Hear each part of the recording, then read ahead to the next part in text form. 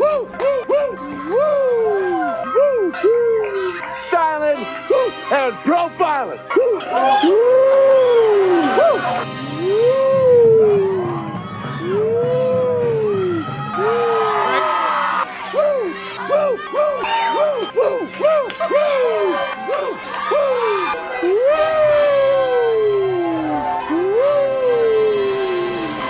it's live and in color. Woo!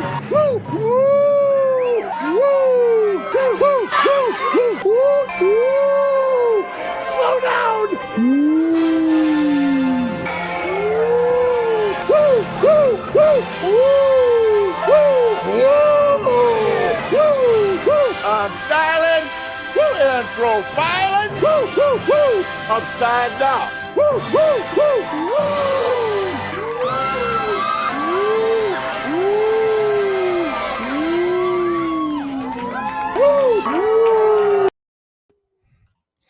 Welcome to the Mafia Sports Report. I am your host, Tommy, and this is Thursday Night Uncensored. Scott in the building. I appreciate you, Scott, as always, for hopping on. And for whoever else is going to hop on, whether it be tonight or watch the recap, I appreciate y'all. And yes, I am on air. I'm on air. I found that sign. I thought it was pretty cool, man. I said, why not? Why not? So, hey, guys, man, God, did 2021 fly by, huh? I mean, at least for me, it did. It wasn't a great 2021. Fucking miserable. I mean, listen, I'm always up in good spirit, but miserable meaning like work. It was a slow year for my business. Just the COVID crap. Oops, can I say that? Am I going to get booted off YouTube? I don't know. But yo, 2022, man, I it has to get here, man.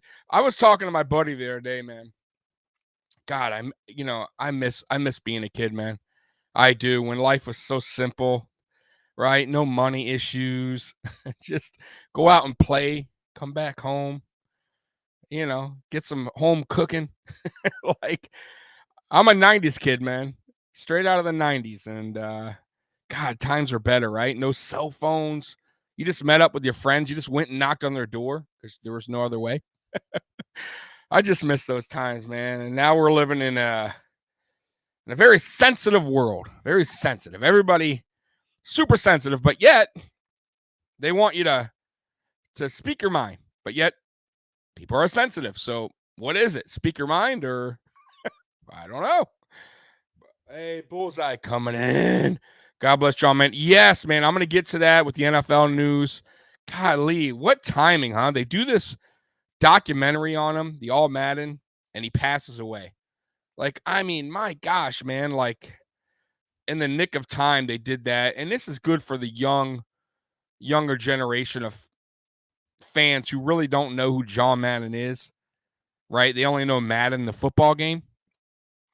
So I hope to a lot of these younger dudes, younger gens, younger fam, can watch that, understand football, understand like the guys that came before the guys we have now, the coaches now, the players now, all of them, right? I mean, you saw Lawrence Taylor in that.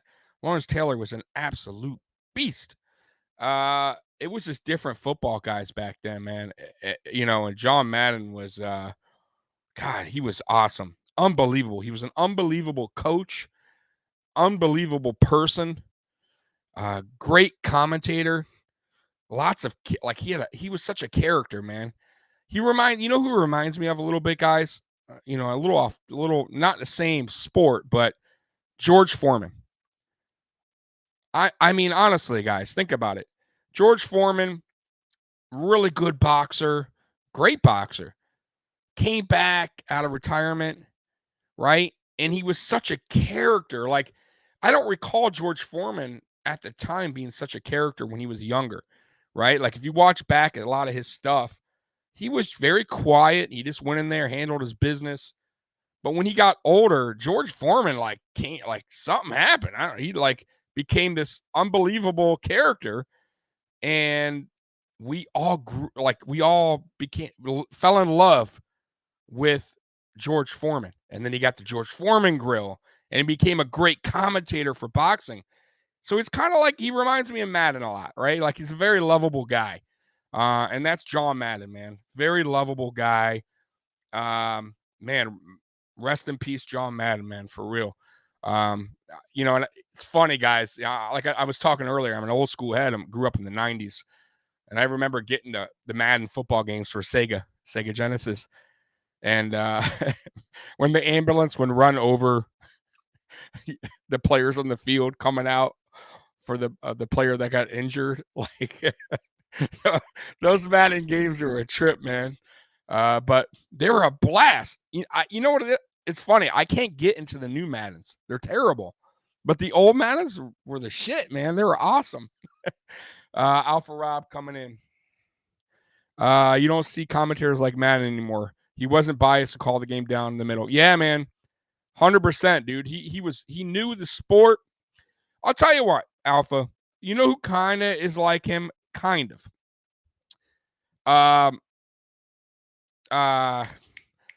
What's his name? Romo. Tony Romo is very, very close as far as like a John Madden character for announcing. He's very good. He knows his football.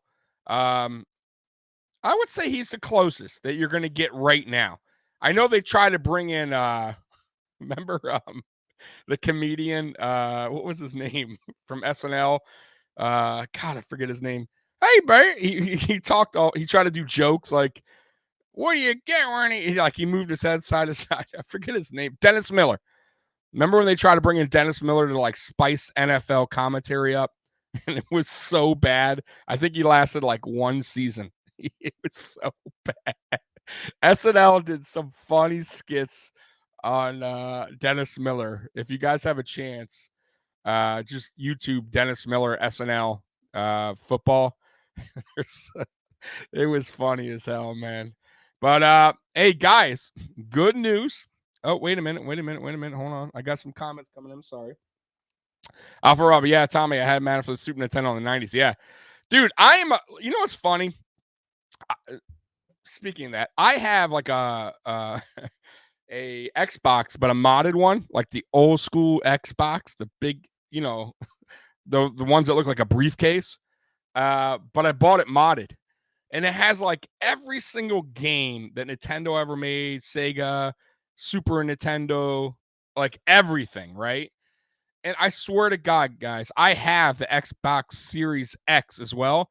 And I play that the Xbox modded more than I play the Series X because the games, I don't know, they're just so much more fun. And I got to say, they're not as easy as you guys remember. Go back and play some of these games. They're very difficult. They are not easy games to beat. Like, I have a tough time with some of these games. Like, I remember as a kid, I killed these games, like, no problem. I play now, I'm like, I can't get past, like, the second guy. Like, Evander Holyfield, Real Deal Boxing for Sega. I can only go so far, and I get beat. And before I cruise right through that thing. Tecmo Super Bowl, all that stuff. I cruise. Now I'm like, man, it's tougher than I remember. But that's because I had the patience as a kid, right? I sat in my room for hours. Now I have patience for like 30 minutes and I'm done. I'm like, fuck this shit. Movie time. Let me watch some sports, YouTube. Like I just don't have the patience for video games. I try, guys. I do. I get that the graphics are way better than the old school, obviously, but they just don't do it for me. They don't do it for me. I don't know. Thomas, I would just sweep all the time. Would always get 10 yards. Yeah, man. I was really good at the only games I beat that I remember, like my friends couldn't beat. I beat Mike Tyson's Punch Out. Now I can't. I can get all the way up to Sandman, and I can't beat Sandman for the life of me. And forget about beating Mike Tyson. Like everybody knows the code, but I can't beat him anymore. I don't know why. But I did before. And I beat all the Marios, which, by the way, Mario, I think it was Mario 2. That thing was tough, but I beat it. Super Contra was unbelievable, guys, by the way. Contra and Super Contra, awesome. The Ninja Double Dragon, I beat That was a great game. The Simpsons, the arcade game, I beat, which was a great game. And Teenage Mutant Ninja Turtles I beat, which was a great game. I'm sure there was others, but those offhand I remember were just, man, so much fun, guys. Games now, they're so hard. There's a million buttons. Like, golly, it's frustrating. So I just give up. It's like $50 I spent on the video game. I'll never. That thing will sit and get dusty for months, and I'll get bored. Put it in, play like a 1/4 of Madden, and it's frustrating. And I just turn off the whole system, and I'm done. But anyways, back to the regularly scheduled program, and guys, guess what? Welcome back. Mongo, Cole Beasley, Gabe Davis, who else? Cody Ford. Welcome back, guys. Star Lutule. I appreciate you guys coming back. We need you. This is a perfect time. Do me a favor and stay the fuck inside the house. Like, don't leave the house, please. Like, stay in the house. I know it sucks, but we're trying to get, into the playoffs and win the AFC East, then get in the playoffs. Win the AFC East, get in the playoffs, and then possibly the Super Bowl. So we need you guys. So let's try to avoid the concerts and, the ballets, whatever the hell is going on there, the comedy shows. Just stay the fuck home. I'm sure somebody will send you a bootleg or will record Hamlet or whatever kind of thing you guys want to go to. Somebody will do you a favor and give you a bootleg. Stay your asses inside because we need you, like I said. And this, unfortunately, it seems like it's getting, people are catching it left and right. It's more contagious now. And even if you feel fine, it's the rules are the rules. They're not going to let you play. So, guys, stay your asses home, man. For real. Alpha Rob, Bill's getting healthy and hot at the same time. Yeah, man. We need it. Thomas, has a click with Sanders and other, get him out. Diggs, Gabe, Beasley, McKenzie, Knox, and Duke. I wish Duke was back, but Duke's not back. Duke is gone. I like Duke Williams, but Duke Williams, if we're going to be real, like, he would have been perfect for 2018, right? Like, in my opinion, like, Duke Williams would have been great for Josh Allen that year. I would have cut what's his name right away. I've drawn a blank because I can't stand that. Kelvin Benjamin. I would have dropped his ass right away. They got McKenzie, if you guys remember. By the way, McKenzie's the longest wide receiver under Josh Allen since he's been a rookie here. McKenzie. So, just saying, like, Josh Allen, I'm pretty sure, trusts Isaiah McKenzie. McKenzie also knows this playbook, I'm sure, in the back of his hand, right? Like, he knows this playbook. Thomas, anyone remember when it started? Allen tried to force feed Sanders. Yeah, he did, but I think that was more of like them trying to get on the same page. I got nothing. By the way, I know a lot of people are down on Sanders, but guys, you got to factor in a couple things. One, he came back last week hurt. Like, he still wasn't 100%, okay? He just came back for the team because Cole Beasley unfortunately caught COVID. So that he wasn't on his A game, no doubt. But he still made some decent catches when they were needed. And I think the guy, he's had some decent games for us. I'm not going to hate on Sanders. But it is time for the younger guys like Gabe Davis, Isaiah McKenzie, it's their opportunity now. Okay. I'm not saying take Emmanuel Sanders out by any means. We're going to listen, he's a veteran. He knows defenses very well. We're going to need him in the playoffs. And you never know what's going to happen because of the COVID, unfortunately, right? So you're going to need a guy like that around. And no, I have nothing bad to say about Emmanuel Sanders. I think if Emmanuel Sanders, this is probably his last season anyways. So I highly doubt that he'll be back anyways, okay? But, yeah, if it was my decision, I would say Diggs, Beasley, McKenzie, and Gabe Davis. And then, I would activate Emmanuel Sanders, but those would be my main wide receivers right now moving forward. And then we're going to get into the lineup in a little bit, too, on other stuff. I know you like Sanders, but, man, it's too many bodies. Yeah, no, I don't hate. Listen, I agree with you, Thomas. I'm not disagreeing with you. I like Sanders. I'm just saying, as a veteran, I like Sanders. He's seen it all. He's done it all, especially in the playoffs. Like, he's not going to be he's going to be active, is what I'm saying. He's not going to be inactive in any of these games. What will the coaching staff do? Who knows, right? Maybe they play more Gabe Davis. It seems like it's leaning towards that. And listen, McKenzie, even though he had a huge game last week, he's not taking Cole Beasley's place at slot. Cole Beasley is still the guy there. I love Isaiah McKenzie, though. I hope they re-sign him because I think he'll sign cheap for like a 2-year deal. He seems to love it here. So I would still sign McKenzie because maybe moving forward, Cole Beasley's not here next year. And maybe we can work with McKenzie a little bit more in that slot. And he's learning a lot, guys, through Diggs and Beasley. So maybe McKenzie is the future at that spot for now. But we'll see. We'll see. Hey, Joey, man, glad to see you, brother. I appreciate you popping on. Everybody hated on Duke. He had a long road to get to the NFL. We didn't really give listen, I never hated on Duke. I got a Duke Williams jersey. I like Duke Williams. It just, unfortunately, the problem was, Joey, we got so deep at the position that we just couldn't keep him on the team. You know what I mean? And let's be real, his age was kicking in, okay? Because Duke Williams has been around a little bit, right? He was already in the NFL. Then he went to the CFL, and he played very well in the CFL. Then he came to us. He was with us a couple seasons. So age factored in, other talent factored in. We just can't keep everybody. But I did like Duke. I just wish Duke, like I said, I wish Duke would have came here in 2018 because I think he would have really helped. And then we would have maybe kept him on 2019. You get what I'm saying? Because really all we have was Robert Foster.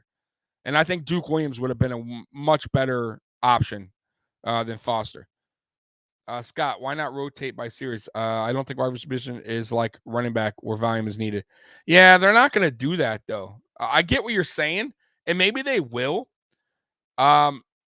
It's possible, but what I like to see is exactly what I've been preaching all season, was to bring back some of that 2020 play that they went away from, which was Isaiah McKenzie more motioning in the backfield, some jet sweeps, even getting McKenzie involved in the passing game, whether it be a deep pass, a deep ball. Like I said last week, right? What did I say, guys? We don't have an over-the-top receiver.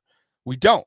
Diggs is fast, don't get me wrong, but he's not elite fast. He's not faster than McKenzie, right? We're missing that on offense, right? The over-the-top kind of guy, the really lightning fast receiver. Maybe Marquez Stevenson is that guy in the future, but he's too young right now, and he doesn't know the playbook because he was hurt, right? He was out. So right now, Marquez is just a kick returner, punt returner. We can't expect anything right now as far as offense, right? Maybe next season, you'll see him more in preseason. He can earn that. But right now, forget that. Isaiah McKenzie's our speedster. So I would definitely keep McKenzie involved in the offense.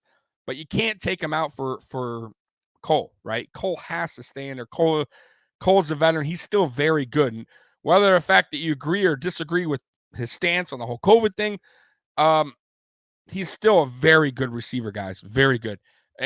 To me, it's still one of the best slot receivers in the game. So I'm not willing to just say, hey, McKenzie, it's your turn now. It's just it can't be here, okay? Thomas, had Duke made that one catch in the playoffs, he would have been, yeah. But I'll tell you what, he was our main guy in that game. I hate to say it, he was. It wasn't anyone else. So he was the most targeted. But yeah, he did. He dropped some. But it wasn't even about that. It was more about just we had a lot of young receivers on this team, and a lot of guys, and unfortunately, just can't keep them all, man. Can't keep them all. Let's see here. Sorry, Scott, I already got to that. But yeah, so listen, guys, with the return of everybody, Interesting. Very interesting, because here's how we do. So as you guys know, last week, unfortunately, Ike Bacher, he got hurt. I wasn't really high on Ike Bacher anyways. I know I don't wish upon injury upon anyone. It sucks, especially what happened, the Achilles. From what I heard, it's something that a lot of players, sport athletes, they don't come back from. And that's sad for him. I feel bad for him. But it did give Ryan Bates an opportunity to hop in. And Ryan, and I've been screaming for Bates.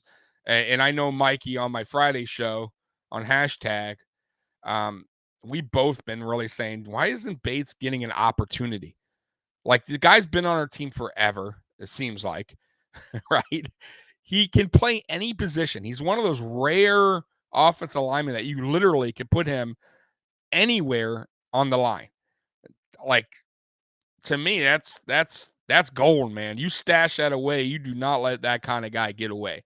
And he's good at it, right? That's crazy even to say. So he's good at every he can hop in center, right guard, right tackle, left guard, left. I mean, my God, like, we got lucky with that guy and we don't use him. Like, it just didn't make sense to me. Like, why? I don't understand that. Oh, let's see, you're Nathan. I think because he's the backup center. He is the backup center. But here's the deal, Nathan. Are we trying to win now? Because the offensive line we had was terrible, right? I'm willing to roll the dice on Mitch Moore staying healthy and putting Bates in at left guard over Bacher. I'm just saying. To me, it was a mistake. And I think they kind of learned that now. That right now you have to roll the dice on that. I get that he was the backup center, but listen, you could put Mongo in backup center. Mongo, Feliciano plays center as well. He could flip that position. I want to just stash him away just in case Morse gets injured. Like, look what was happening with their offensive line. Look what was happening to Josh Allen. He was getting demolished. Look what happened last week when Bates came. And I got to say, Bacher was doing his job in the beginning. I don't know how the game would have went with him staying in. But when Bates came in, guys, it kind of looked like last season. The run blocking still was shitty, but the pass blocking, it was very good. You guys got to admit, Josh Allen, on a good New England Patriots defense, by the way, was just chilling back there at times. Picking out his receivers, going, okay, you get the ball.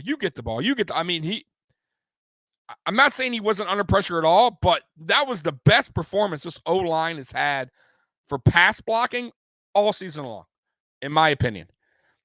Scott coming in. Agree, Alpha, F at playoff time. Yeah, man. Exactly, Alpha. That's what I'm trying to say. You can't worry about that anymore. This is it. You got to worry about your $250 million man, right? Sitting back there. That's what I got to worry about. Mitch Morse goes down. Okay, we'll figure that part out when that time comes. Knock on wood, right? That he doesn't. But for now, put your best guy in there. And it wasn't Bacher. I think it was a huge mistake by McDermott and Dable and OG Bobby Johnson. So if it's me moving forward, listen, guys, I like Mongo, but let's be real. For something happened this year. I don't know if it was the weight loss, but he is not the same. He doesn't play with that nastiness. He doesn't have that strength, it seems like, anymore. And maybe I'm wrong. Maybe he comes back and he shows me that. But in the beginning, when he was healthy, he seemed like he was getting blown up, and it wasn't the Mongo I remember from the season before. Thomas, so how about the elephant in the room? Everyone thinks we won the Super Bowl last week. We got a pretty good team waiting for us with the Falcons. I'm going to talk about that. We're going to really talk about that on Friday. So I'm not going to dive too deep into the Falcons game, because then I'll have nothing to talk about tomorrow and Saturday, by the way. By the way, guys, Saturday, the AFC East Shakedown. It's going to be good, right? So I got Juan coming in from Sports Dynasty Podcast, so that's going to be interesting talk. And by the way, they picked the Bills to win last week. So kudos to them. It wasn't like they picked the Patriots blowing us out. I got Captain D coming on, Dolphins fan. You guys know Captain D. Man, hey, I said this about a couple weeks ago on one of the Saturdays. I said week 18 could come down to some serious shit. And right now, week 18 is looking like this is some serious shit going down between the Patriots and the Dolphins. So yeah, be there 7:30 Saturday. I'll have those guys on, and then obviously tomorrow I'm on hashtag Sports Tailgate Talk at 7:30. So be on there, guys. But I'm not done yet. So let's get into Let's get into some NFL news real quick, guys. Before we get on to the more Buffalo stuff. So real quick, by the way, the Hall of Fame players got announced, the finalists. These are just the finalists, so they're not the main guys. So here we go. All right. Jared Allen. You guys know Jared Allen, played for Minnesota forever. He was a character. He had that big, like, I think purple Cadillac with the steer on it. I think it was like on the front. He was like a cowboy. Very good player. Willie Anderson, Rondé Barber. You guys know him for the Buccaneers. Tony Baselli. You guys know him. Big Tony Baselli. Leroy Butler. No clue. Devin Hester. See, listen, guys, I'm a diehard Hurricane fan. I actually got a turnover chain coming in the mail. I think I should get it next week. So I'm gonna wear it on one of my shows when it comes in, because you know all about that right? So to me, Devin Hester, he deserves to be in the Hall of Fame. I get that he was only a kick returner, punt returner guy, but he was unbelievable. To me, the greatest kick returner and punt returner I've ever seen in the NFL. Listen, defenses were scared of that dude. Like, they did not want to punt to Devin Hester or kick to Devin Hester, right? That guy, he could score a touchdown in seconds. You do not want to get the ball in Devin Hester's hands on a kick return. As the Patriots know, not the Patriots, I'm sorry, in the Super Bowl, I think it was the Colts game, Colts for Chicago. Opening kickoff, Devin Hester, boom, was it 102 yards for a touchdown? Opening. And mind you, kind of funny, Tony Dungy, before the game, told his defense, special teams, listen, I don't give a shit. We're not going to be scared of no Devin Hester. We're going to kick it off to him. All right. And then he said after that, no more. Just kick it into the end zone or whatever. Like, he didn't want any part of Devin Hester after that. So to me, Devin Hester deserves to be in the Hall of Fame because he was the greatest at that position. And if you're the greatest at a position, you deserve to be in. And yeah, Steve Tasker, I agree. I don't know what is going on with the Steve Tasker thing. He was an unbelievable player, a special teams player. I think he just gets no love. I agree with you there. I'm going to be real with you. They're just, I don't know. I don't understand why he's not getting love, but it is what it is, man. You have to wait to get another year. Torrey Holt, you guys know him, Rams. Andre Johnson, of course, another player from the U. Man, guys, listen, I love the U. The U's been so bad for so long, though, lately. It's such a shame. A team that has 5 championships. We were dominant in the 90s, the late 80s, and then the 90s, early 2000s. I mean, we had so many first-round picks go to the NFL. I mean, I could be here all day naming the talent that the Miami Hurricanes had coming out in the early 2000s, not 90s, 2000s. Don't forget Jim Kelly. Just saying, Miami Hurricanes. So, yeah, man, I mean, these guys are they were very good. Very good players. Sam Mills will get in. I really, Richard Seymour, Zach Thomas, God, I hate the Dolphins, but he deserves it. Zach Thomas, he was a hell of a player, guys, and he was around a while. DeMarcus Ware was a beast. Reggie Wayne, another product from the U. Patrick Willis, I think he played for FSU. I could be wrong. And Bryant Young. So those are your finalists for the Hall of Fame. Very good list, man. There's a lot of top dog players, man. I can't hate on it. I wish I wish Tasker was in. I do, but we'll see what happens in next year, man. You know, there's always another year for him. Yeah, man, I agree. I do.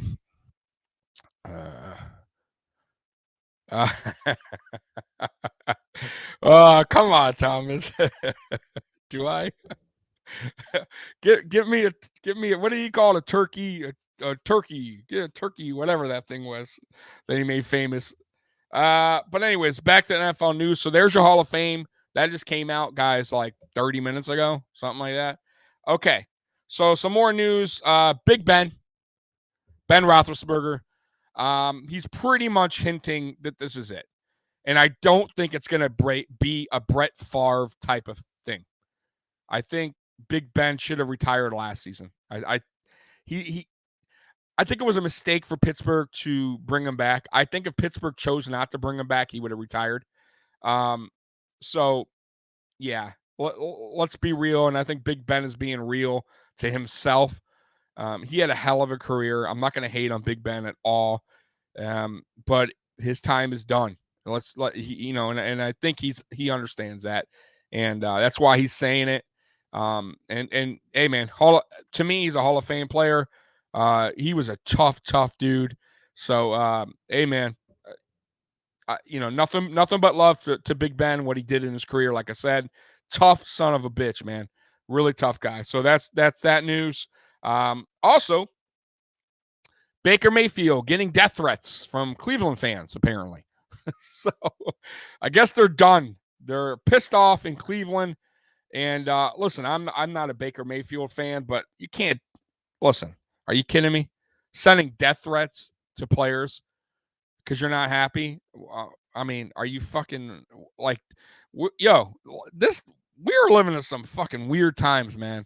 Like, you guys can't do that. Listen, slow down, bro. It's football. Calm down. It's a sport. I get it.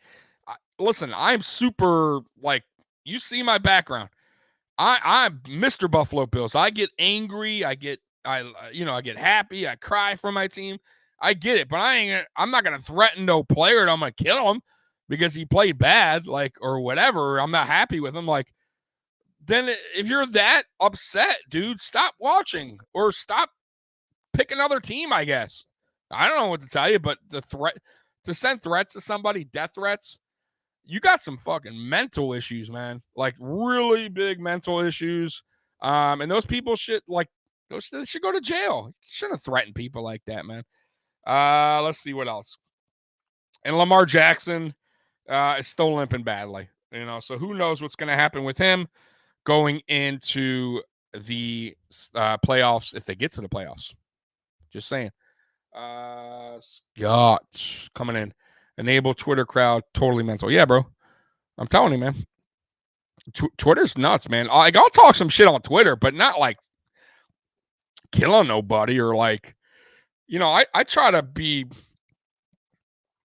I don't know, like somewhat like cautious because I don't, even if like I feel bad, I'll be real with you guys. Like, when I get heated, and I get heated mainly with Brian Dable, like Brian Dable talk, and I'll say some shit on there, and I kind of regret it because I'm like, golly, man, like, he is a human being.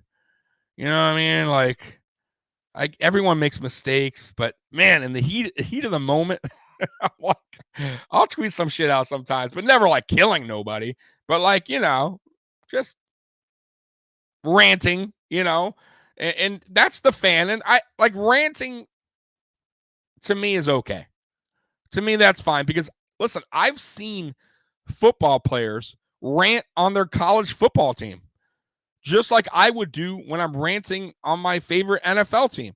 So there's no difference. So like that's funny when players like get upset when fans are like ranting, like they're mad. They're saying like, oh man, like I'm sick of, I don't know. I'm sick of Cole Beasley not catching something. I'm just throwing something out there. And then Cole Beasley will be like, oh, well, that's fucking bullshit, fans or whatever.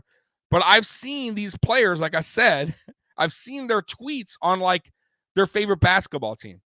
And they'll be like, oh, you got to fire this guy. Like, blah, blah, blah, blah. So it's the same thing because they're a fan of their college team or they're a fan of their basketball team. They go on rants just like we go on rants. So to me, ranting is okay. Just don't threaten to kill somebody. Like, you got some fucking, let's take number 99 from Georgia. The draft's going to be interesting, man. I wanted offensive line first round, but now I'm double. I don't know. I'm thinking now, man. Listen, guys, hear me out on this real quick. So, Joey, Tommy, I have a question. Is Devin Hester in the Hall of Fame? I think these are just the finalists, if I'm not mistaken. And then they do like the main. I think they narrow it down to a certain amount. I could be wrong on that, but I think they these are the finalists and they narrow it down. But maybe the chat can help me out with that. But I think they still have another way to go where they officially announce who's all in. I could be wrong. Scott, the only one talking bad on Jim Kelly are those that are too young. Never watched him. He is just overshadowed right now. He was an epic and elite quarterback. Yeah, let's get into that real quick. I'm glad you brought that up, Scott, because I did want to talk about this. So listen, the other day I tweeted out a clip from the Colin Cowherd show that he did on Monday. I think it was Monday. Yeah, it was Monday. And it was just basically him saying, man, Josh is, a player that like when the Kansas City Chiefs don't want to see the Buffalo Bills in the playoffs. And he was like, actually, they don't want to see Josh Allen in the playoffs. And he was basically saying Josh Allen is like one of the, you don't get many Josh Allens. They don't come along very often. And it got like, I think it's up to like 20,000 views, right? Like that clip. And somebody tweeted me that saying, well, no, Josh Allen is a B-level quarterback, a B. I thought it was like a hater, like a Patriot fan or Jet fan or something, whatever. And I'm like, I almost wasn't going to even reply, but I'm like, fuck it, I'll reply. I'm like, hey, man, like, I'm not going to get into it with you, but, blah, blah, blah, blah. And, why he's not a B quarterback, blah, blah. I got into everything. And then he's like, well, I am a Buffalo Bills fan, so that shocked me. And then he said, Jim Kelly was elite. Like, he has nothing on Jim Kelly. Okay, so hear me out, guys. And I responded to him, and I said, listen, Josh Allen, and maybe some of you guys won't agree with me on this one, but Josh Allen, to me, is a better quarterback than Jim Kelly. Now, before you guys start writing back, I'm crazy, or I lost my mind, just hear me out. So Jim Kelly was a pro before he even came to the Buffalo Bills. He played for the USFL. He had experience. He played for the Miami Hurricanes, a winning college team, right? So he came from a good school, a big school. Then he went to the USFL because he didn't want to play in Buffalo, guys. Don't forget it. Did not want to play for the Buffalo Bills. That's the reason why he went to the USFL. He played, I want to say 2 seasons or 3, 2 or 3 in the USFL. I think it was 2. 2 seasons in the USFL. The USFL, unfortunately for them, they went out of business. They couldn't compete with the NFL. Well, guess what? The Bills had rights to Jim Kelly. So Jim Kelly needed money. He has to play football. Came to Buffalo Bills. When we got him, we were already building a good team, guys. Then we started building around him. So tell me this. Jim Kelly team, go back and look at those teams. We had a great offensive line. We had a Hall of Fame running back. We had Hall of Fame wide receiver. And we had other complimentary, by the way, receivers in James Lofton, right? Don Beebe, Steve Task. I mean, we had all these guys. Even Thurman Thomas had Kenneth Davis, who was a pretty damn good backup running back. Then, on the other side of the ball, you had another Hall of Famers. You had Bruce Smith back there, right? Cornelius Bennett, Darryl Talley, right? The list goes on and on and on. That team was loaded. Now, let's look at Josh Allen. Josh Allen came in 2018. He did not, first of all, came from a school in Wyoming that was not Miami Hurricanes. Okay, so he didn't get taught a lot of things at Wyoming. Let's be real. Did not have the guys there. Let me see here. NFL is different, Tommy. Could you imagine? Oh, no, I get it. No, listen. Yeah, I'll get into that. But Josh Allen, like I said, I'll continue, came from Wyoming, a school that, let's be real, is not it's not a good school, okay? He did not have talent around him, right? Went to the Buffalo Bills 2018. He wasn't even supposed to start. We had no offensive line, no wide receivers, no nothing. He got pushed in there because A.J. McCarron was terrible. We traded him away. You guys know what Nathan Peterman did, right? Terrible. We had to start Josh Allen because it was so bad. And yeah, Josh Allen had a rough year. But once we started building some talent around him, you see what happened. But yet, we still don't have the talent that the 90 Buffalo Bills had. It's not even close. Let's take those teams, right? Let's take them right now. If we could take that offensive line and scoot them into right now, if we could take Thurman Thomas and scoot them right now into this team, let's just say we could do that somehow, some way. Get Thurman Thomas in. We'll swap Devin Singletary. We'll give him to the 90s Bills. We'll take Thurman Thomas and put him on the 2021 Bills. We'll take Andre Reed, right? We'll give him Cole. Let's give him Cole Beasley. Give him Cole Beasley. We'll take Andre Reed. Now we got Diggs, Andre Reed. And let's see here. We'll take Bruce Smith. We'll give you Jerry Hughes. I mean, we can keep going on and on and on. And then you could tell me what Josh Allen will be looking like compared to Jim Kelly. Even Jim Kelly has come out and said, athletically, Josh Allen is superior than I ever was. He's a bigger arm. He can run way better. We all know that. Jim Kelly was not that much of a runner, though he did run. And I'm not saying he was slow, but he wasn't fast either. He was a tough son of a bitch. He was a smart quarterback, very smart. I love Jim Kelly. Jim Kelly's a Hall of Fame quarterback. 4 straight Super Bowls, no doubt about it.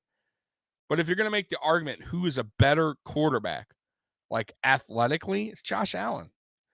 And you guys, you have to understand, Josh Allen's only in year 4. That's it, year 4. And I don't even think he's reached the ceiling. Right? Listen to all the people that said after the 2020 season was over. How many people said Josh Allen would regress? Think about it. Or Josh Allen had a fluke season. Well, let's take a look at this fluke season of 2021. 4,048 yards passing. 34 touchdowns, 12 interceptions. Right? 65% completion. Remember when everyone said the completion thing, it went up from 50 to 69 or whatever, I think it was 69 last year, was too much of a jump. He'll next season, he'll regress. He'll go right back down to the low 60s, maybe the high 50s. 65% right now. 6'5". Rushing, 619 with 4 touchdowns. You guys, that's MVP type level play. Did he regress at all? No, he didn't. By the way, there's 2 games left. So he's on pace to do what? Almost 4,600 yards, let's say. With, let's say, close to 40 touchdowns. I mean, with, let's just say another 100 yards to be nice. So he's going to finish with possibly 4,600 yards, 40 touchdowns, and over 700 rushing yards.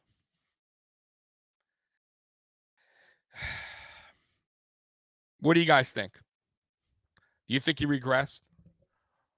I mean, guys, he's breaking Buffalo Bills records. Now, to Scott's point from earlier, yes, we are in different times.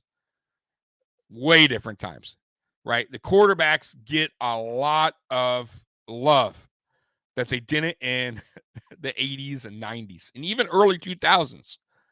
They are babied now. No doubt about it. But you still got to go out there and you still got to produce.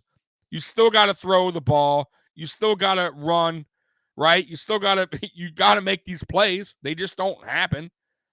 But I do admit, yes, it is a little different. It's a little different because the players were getting their asses handed to them. And listen, they were laying a smackdown on these quarterbacks. No doubt about it.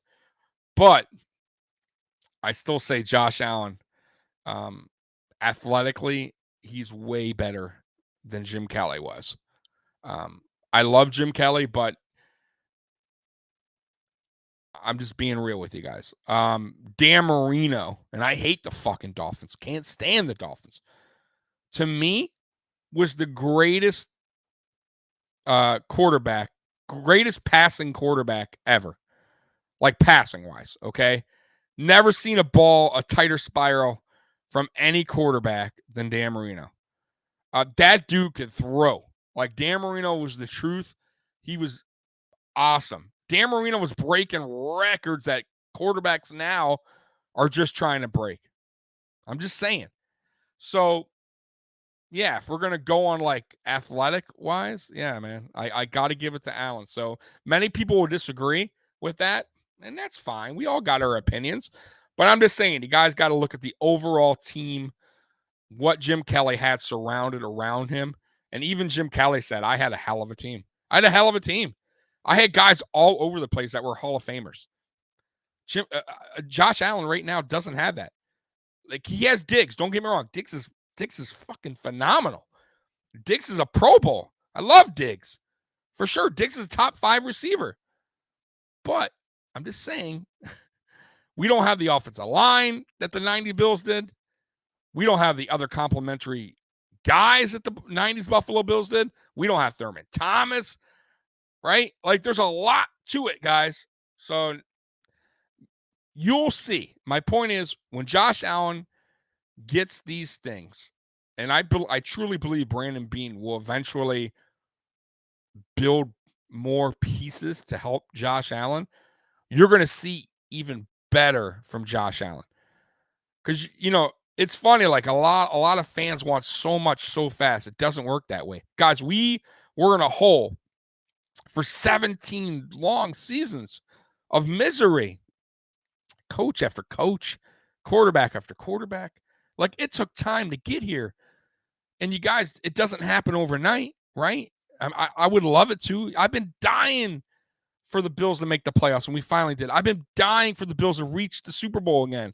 And hopefully we can. Hopefully it happens this season. But I'm not mad at the pace this is going. I'm quite happy because it doesn't – listen, there's teams that just can't get it right. The New York Jets, they can't get it right. You want to be the New York Jets?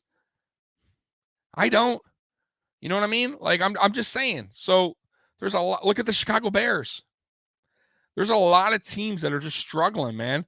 And I feel like we're doing the opposite. I really feel like – the pace Brandon Beane and Sean McDermott is on deserves a lot of credit. It deserves a ton of credit, guys. We were in cap salary hell, right? We had to cut a lot of players, get rid of a lot of people that a lot of people were like, why? Why are they getting rid of, Shady? Why are they getting rid of, Gilmore? Why are they getting rid of Watkins? Why? If you understand the cap, you understand how rebuilding works. This is the results that we're seeing now. And no GM's perfect, guys, by the way. Drafts aren't going to be perfect. We could all sit back a year later and be like, oh, you should have picked that guy. You should have picked that guy. Look how good that guy was. Well, yeah. You know how many other GMs pass on that guy? Sometimes it's a little bit of luck, too. There's guys that go in the 5th round, 6th round that are unbelievable players, but nobody, it is what it is. They didn't know it or worked out. Or maybe that guy just busted his ass even more to prove himself, right? Tom Brady, Antonio Brown, all late round picks, right? Just saying, right? There's first round picks that are bust, that were supposed to be the best thing since sliced bread, and they don't work out. So, and remember, there's fans who are like, take him. I remember, because I used to live in Florida. I'll never forget, the Dolphin fans were so furious when they didn't draft a quarterback, and I forget who it was. And it didn't even work out. It was the guy that went to Cleveland, the Browns. God, I don't remember his name. I'll have to pull it up. But he was a Brown quarterback for the Browns. And everyone's like, all the Dolphins fans were so mad they didn't draft him. And the guy wound up being in the league for like, I don't know, 4 seasons or something. Like, he wasn't even around long. Terrible. If they would have drafted him, he would have been awful. So, can't always get it right. I think for what Brandon Beane has done so far, he's gotten a lot right. I'll take it. I'll take it all day. Joey coming in. Josh Allen had more rush touchdowns than Ezekiel had the last 3 years. Yeah, Josh Allen. That's what I'm trying to say, man. Listen, and in my opinion, I was going to get to this too. My opinion, and I know there's a lot of good MVP candidates out there right now. A lot. You got Jonathan Taylor, who I wouldn't be mad if Jonathan Taylor won it, because the running back hasn't won it since Adrian Peterson, I believe. But man, let's be real here, guys. Look at the stats and look what Josh Allen has done for this team. And look at our offensive line, right? It's been a mess all season. Hopefully we got it right now.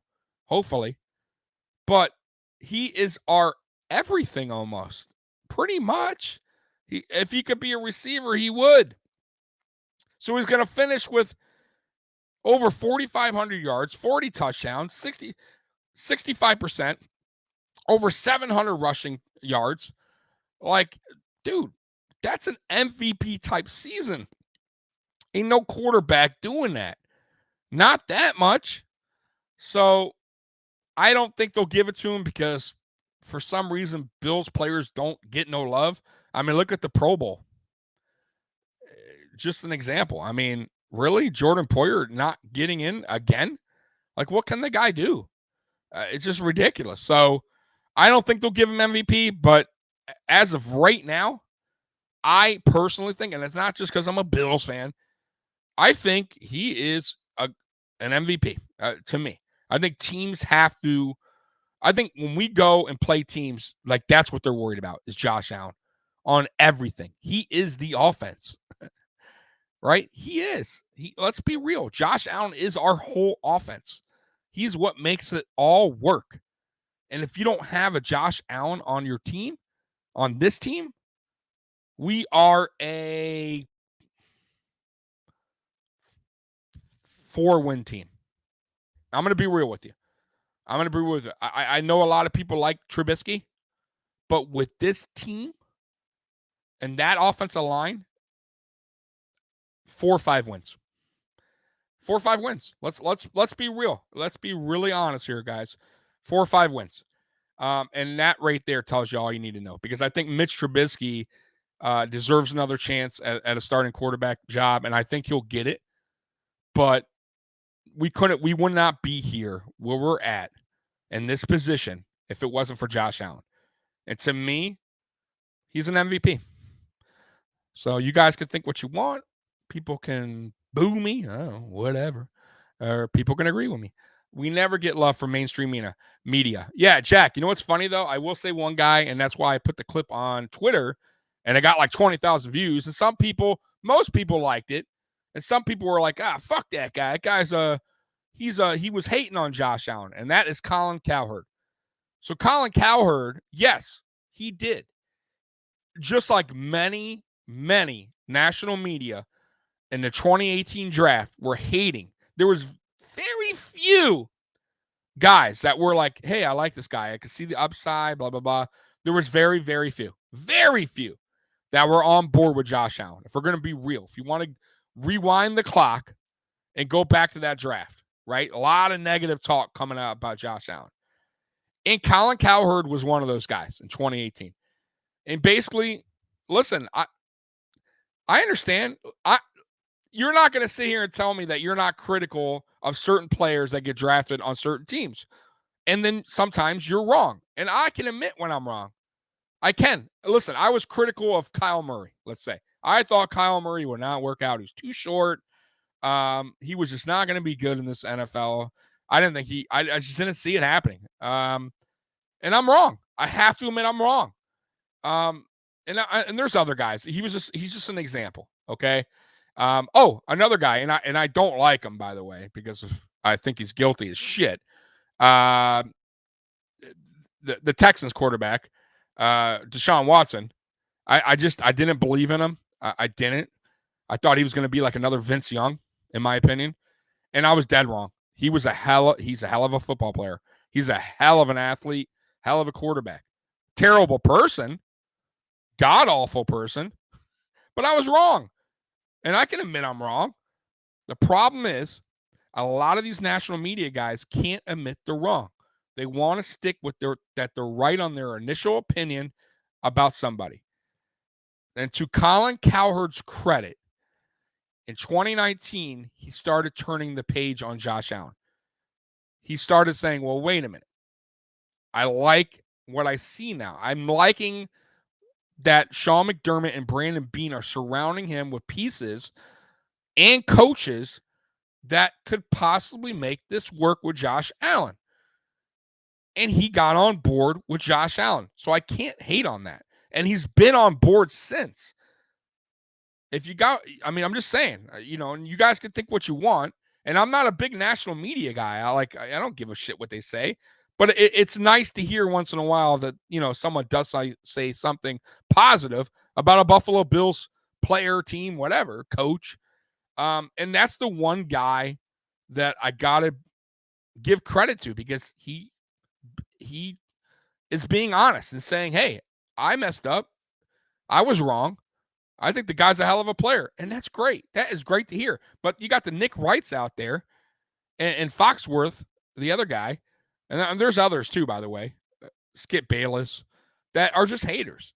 They continue to hate. They continue to want to be so right about him being bad out of that draft that they're willing to lie on their TV show. And it's ridiculous. And that's why you got guys like me, where you can come on YouTube, right? And other content guys that are coming on here and being real, telling you how it is, right? Good and bad. You guys know me. I'm no homer. I'm going to tell you, listen, Josh Allen sucked, and he never worked out, and his completion percentage was still low 60s, high 50s, right? Lots of interceptions, fumbling all the time. I would say here, hey, guys, it's year 4. He hasn't really shown that he could be that guy. Maybe it's time to move on. No, it's been the total opposite. The total opposite. And that's why I try to explain to people all the time. 2018, no team, bad team, nothing around him. We knew that. Everybody knew that. That's no, oh my God, Josh Allen was so bad. Okay, he was bad because why? Because he had zero help. Zero, nothing. I don't care who we had at quarterback. They were going to get killed. He was learning on the go on a terrible team. Any other quarterback or a lot of quarterbacks at that point would have maybe just gotten worse because their confidence would have gotten shot, right? Oh my God, maybe I am bad. Maybe I can't make this pass. Maybe I can't get a good completion percentage. Maybe it's me. Well, let's see. 2019 comes. All right. We're clearing some cap space now, right? We're making some things happen because why? Brandon Beane came in from a Doug Whaley team that was over the cap, paying players outrageous money, right? Oh, the other guy on the defense that we paid buku bucks to, that we cut, I forget his name, on the defensive line, that a firmer first round pick. We wound up cutting him too to make room.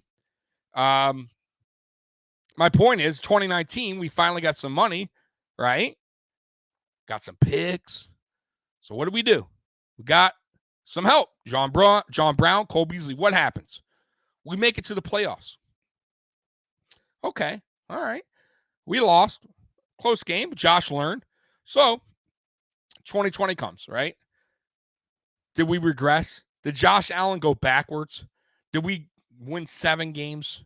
No, nope. Nope. 2020, we were 13-3. Made it to the AFC Championship game. And we're on pace right now to make it back to the playoffs again. Who knows where we're going to go? But my point is it's an uptrend.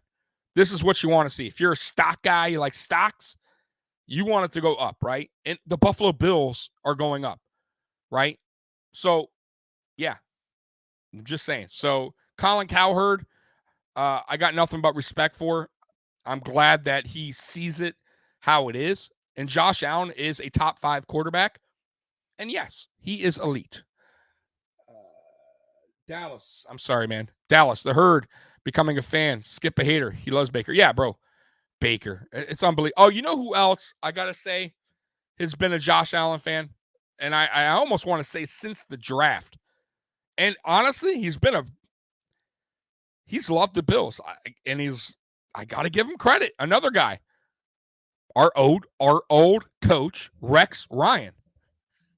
Rex Ryan has been a Buffalo Bills ambassador. He's been great. Love Rex Ryan, man. I really do. He wasn't the greatest coach when he came here for us, but he wasn't a bad coach. I gotta say, I don't think he's a bad coach, guys. I think he took that Jets team that was not that good and made them a little better. Let's be real, okay? I think Rex Ryan was I'm going to say an underrated coach. I didn't think he was that great, but he wasn't as bad as people think. But anyways, he's been high on Josh Allen for a long time. Him and Chris Sims. Chris Sims has been on the Josh Allen train for a while now as well. And it's good to see. It is. Like I said, once again, it's not going to tell me either way like how I feel about Josh Allen, because not only do the stats not lie, but the play doesn't lie. Like, you guys are watching this. Everybody's watching. That's why I find it funny when these guys hate on Josh Allen. And it's like, dude, do you guys really watch football? Like, do you really watch? Because I don't think you do. I think you're just guessing half the time. I think you're looking at a stat sheet. I don't think you're watching the full game. And you're going, oh, or you're looking at one or two bad plays like, oh, he's bad. He's like, I guess they're clearly not watching. Like, you know who probably like watches football? Like Tony Romo. I'm sure he really dives deep into football. That's why he's so smart when he's doing commentating. Tony Romo. That's why he's calling plays that the other commentators like, how the hell did you know they were going to call that? Because he knows football. He watches. He studies. But yeah, man. Anyways, I'm ranting on about the Josh Allen. Sorry, guys. Man, let's get to some comments here. Yes. Good morning, football. You are right. Kyle Brandt, that whole squad there, they do give love to. So listen, to play fair as of now, I would say the national media is coming around, but there's still some guys out there that are just wanting people to clickbait. I don't know what they're doing. I guess I there's no way they could be believing their own lies. I maybe they are. Shit, I don't know.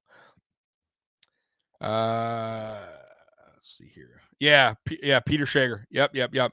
Those guys are big. And matter of fact, Kyle Brandt, he goes on the Buffalo Bills. They have a YouTube channel. They go on, I think he goes on once a week, Kyle Brandt. So pretty cool, man. It's always cool to have some guys on board with that.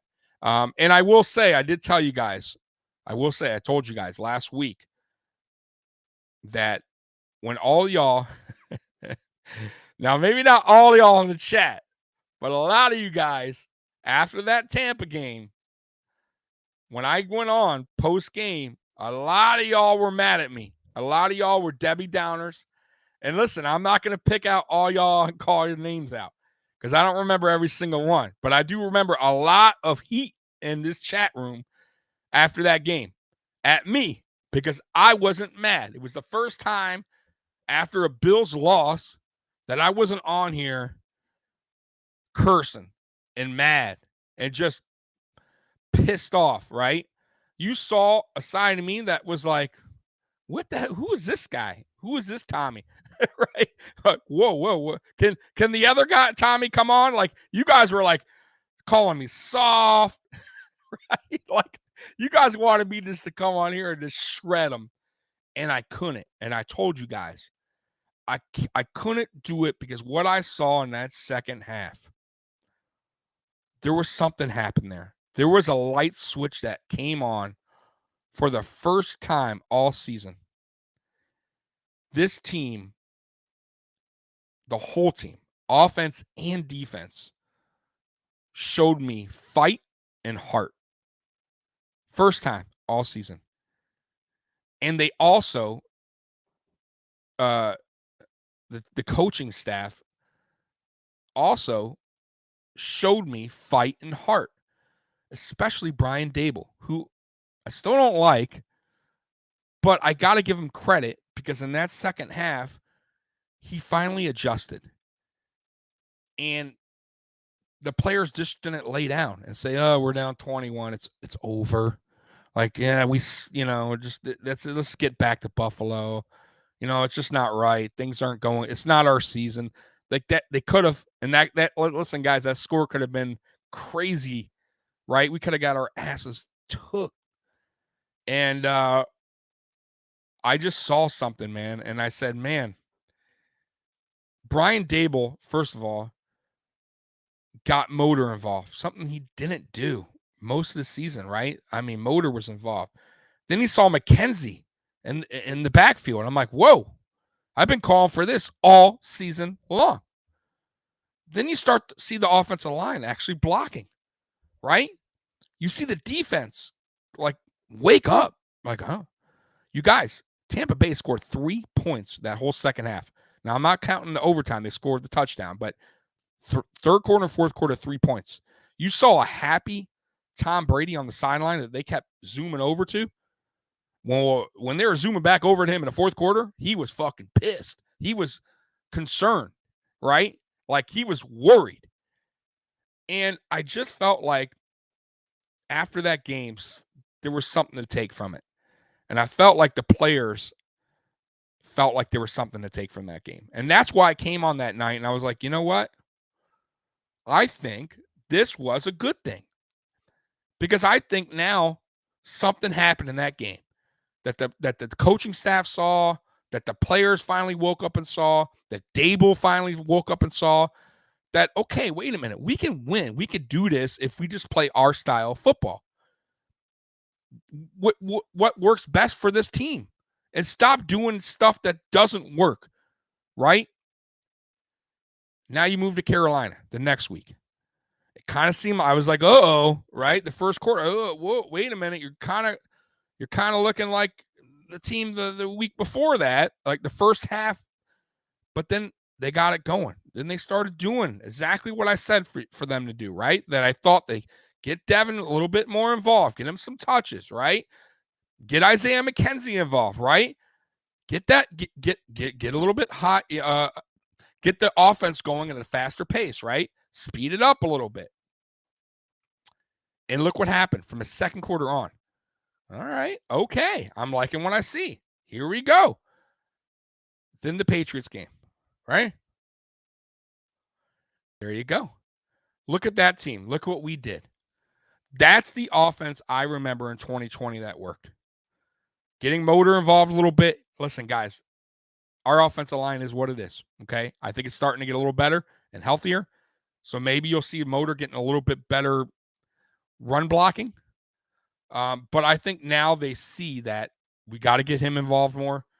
I think Josh Allen is starting to understand that he can dump it off to Motor, right? A short pass here and there, because Motor can get a couple extra yards after contact. You don't need to go force it downfield every play. Those plays will be there.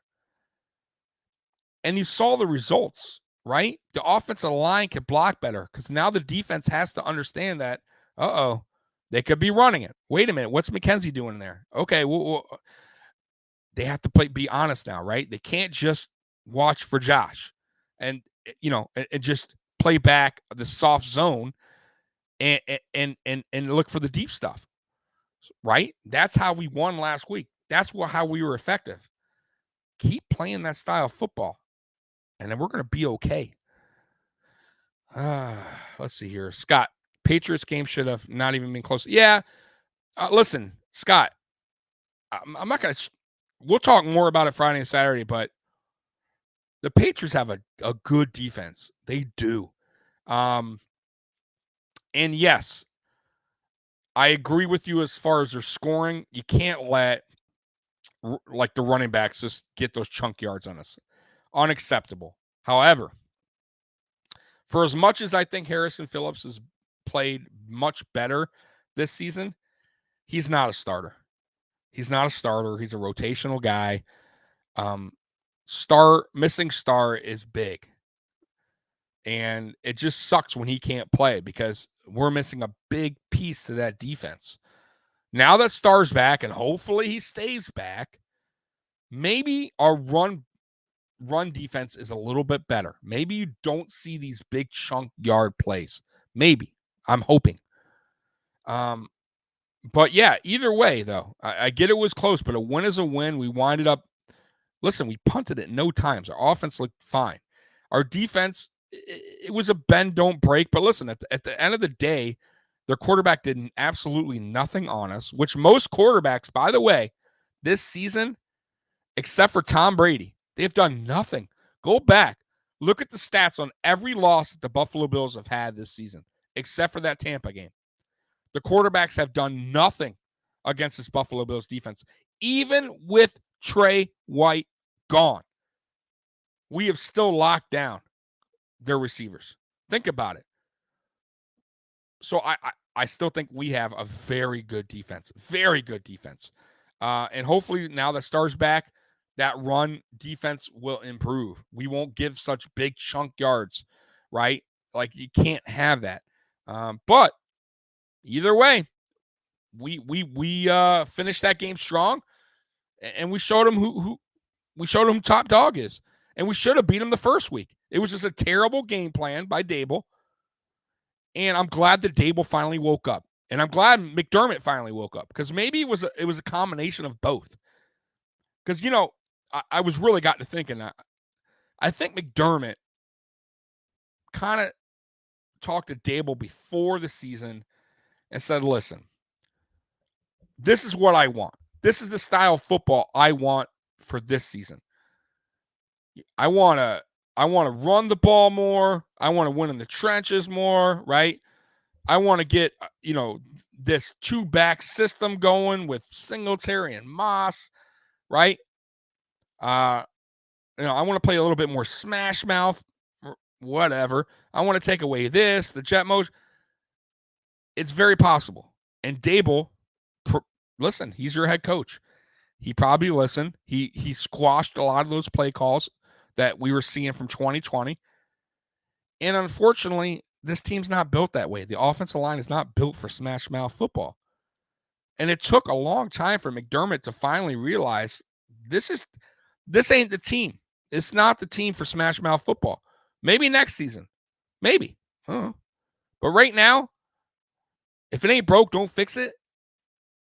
Do what was working in 2020 because teams that we play, when we play that style of football, they have a very tough time defending us. Very tough time. We have a lot of weapons, guys. So I'm kind of glad McDermott woke the fuck up because he had no other choice. We were going to continue to lose. Let's be real. And Dable woke the fuck up too. And they went back to the style, the brand of football that works for the Buffalo Bills, this Buffalo Bills team. Maybe next season we can play that smash mouth when if you draft a running back, that could run like that. When you get some extra offensive line, some big boys up front. Right now, we're not built that way. So don't do something that can't be done. I'm just saying. Scott coming in. McDermott needs to trust the coaches. He does. And I got to say, McDermott's got, he even though it's his fourth season as a coach, or is it fifth season? Sorry. he's learning still. He's still making some dumb mistakes here and there, but I think he's coming around. He's coming around. The penalties are still a little out of control. I don't understand that. Like, we are so undisciplined, and it's just so weird because he seems like, and he preaches discipline, and yet we are one of the worst. Like, we are very undisciplined. So he has to fix that as well. But yeah, man. So basically, listen, guys, as of right now, the Bills control their destiny, right? They do. We win against Atlanta, and you win against the Jets. The AFC East is ours. That's it, right? Because you guys know the Patriots are not losing to the Jaguars. Now, week 18, that's going to be interesting, right? Patriots at Miami Dolphins. Boy, oh boy, that's going to, like, I don't know what time the game's going to be, but that's an interesting game, man. That is really interesting. But we control it right now. It is in our hands. We got to control it. And I believe we can. I do. Now, I am curious, though. Are they going to start Mongo over Bates? Or are they going to keep Bates in? If it's me, I'm keeping Bates in. And McDermott preaches this all the time. The best player that's playing at that time is going to play. That's what he always says, right? The best player, that's the hottest player or whatever, they're going to start. Like that's the go-to guy. Okay. To me, right now, from what I saw last week, you got to keep Bates in there. You have to keep Bates in there, in my opinion. Keep Feliciano as the rotational and a backup center. He can set. He's actually does very good at center. So keep him as the rotational guy. I'm just saying, in my opinion, that's what I would do. Now, will he do it? I don't know, but that's the lineup I like. So I like Dawkins, Bates, Morse, Darrell Williams, and Spencer Brown. Those are your offensive linemen. I'm good with that. And I truly believe that will work. You guys saw what we did last week. I thought the pass blocking was very good. Very good. It reminded me a lot like what we did last season. Kept Josh very clean. Josh only had to run around a few times to get out of harm's way. They locked down Judon. It was very nice to see. Very nice to see. And you guys, as Bills fans, should feel very relieved that game happened, that you saw the offensive line for the first time this season not struggling to pass block. Like, they really did good. Run blocking, it's still very bad. It's still, that's one thing I don't get that Brian Daboll continues to do is run between the tackles. I can't stand that. Constantly running Singletary up the middle. I hate it. Even Allen. I cannot stand quarterback draws. To me, let Josh Allen decide if he wants to do run it himself in the middle, like a quarterback draw. If he sees nothing there, then I'd rather him just make that decision on his own, not a scripted play. Like, I can't stand that because it usually doesn't work. It could get Josh Allen hurt. The middle is no good there. Like, we just not have good run blocking up the middle. If I'm Daboll, I'm calling more outside runs, man. Like, get some toss plays going to Singletary. If you're going to run Allen, get him to the outside because Allen, as we all know, is probably the best quarterback to throw on the run. When he is in the outside and he's running, he is very dangerous. Very dangerous. So I really hope that Daboll wakes up and starts running the ball more to the outside where we are effective. Spencer Brown loves getting to the outside. Loves it. Mitch Morse on the pin and pulls is probably one of the best centers to do it. One of the best. There's other centers that are really good, but he's really good at pin and pulls. Not so much up the middle, though. I'm just saying, like you got to go to that a little bit more than just up the middle, because Devin Singletary is not going to, listen, he's a tough dude, but if no run blocking's there, he's going to get 2 yards. It's like almost of a waste of a play. So, I don't know. That's just my theory, but they got to go to that a little bit more. Let's see here. Did I miss anything? Oh, by the way, I don't know if any of you guys are superstitious, but I am. So just a heads up, I am 2-0 now with my Peerless Price jersey. It's pretty good. 2-0, man. So let's hope that thing don't come off for the rest of the season and rest of the playoffs, and we just win the Super Bowl, and the price is right when I'm wearing it. So I'm just letting you guys know. I don't know. Are you guys superstitious? Do you guys like swap? See, I swap jerseys every time they lose. That's one thing. Like I can't wear, and I'm running out of jerseys, by the way, because I started off the year with my Eric Moulds jersey, and then I think I wore the Josh Allen jersey after, and that worked for a little bit. And then I went to the Motor Singletary jersey, and then I went to the Ed Oliver, Trey White, Stephon Diggs. Who else did I go to? JP Lossman. So quite a bit of jerseys so far being worn. So now I am on my Peerless Price jersey, and hopefully that stays on. So I don't know if you guys have anything, man, but yeah, man, Dion pancaked him like a motherfucker, bro. He had, I think, 2 pancakes on one of the runs. My God, boy, he was blasting people down the field. Like, that's what I'm talking about. When you get these guys, these offensive linemen, ours at least, on the outside running, like, man, they do some damage. They're gifted. They're just, I don't know what it is with the trenches. They're soft for some reason in the trenches. They're just better off like when they're getting out there on the run. I don't know. Let's see here. Scott Blakely. I don't wash my socks the entire season. Wife hoping for a Bills 1-and-out in the playoffs. Well, Scott, the team has lost quite a bit of games, though. See, like you got to, I think you got to do the opposite. I think you got to go to washing your socks now, right? Like maybe do, because that's not working. Like it hasn't, right? I'm just saying. So maybe how about this? Maybe like you swap socks or something every game or something. But yeah, that one's not working. I would scratch that. And yeah, man, I wouldn't want to be around you on that that day when you're wearing old socks.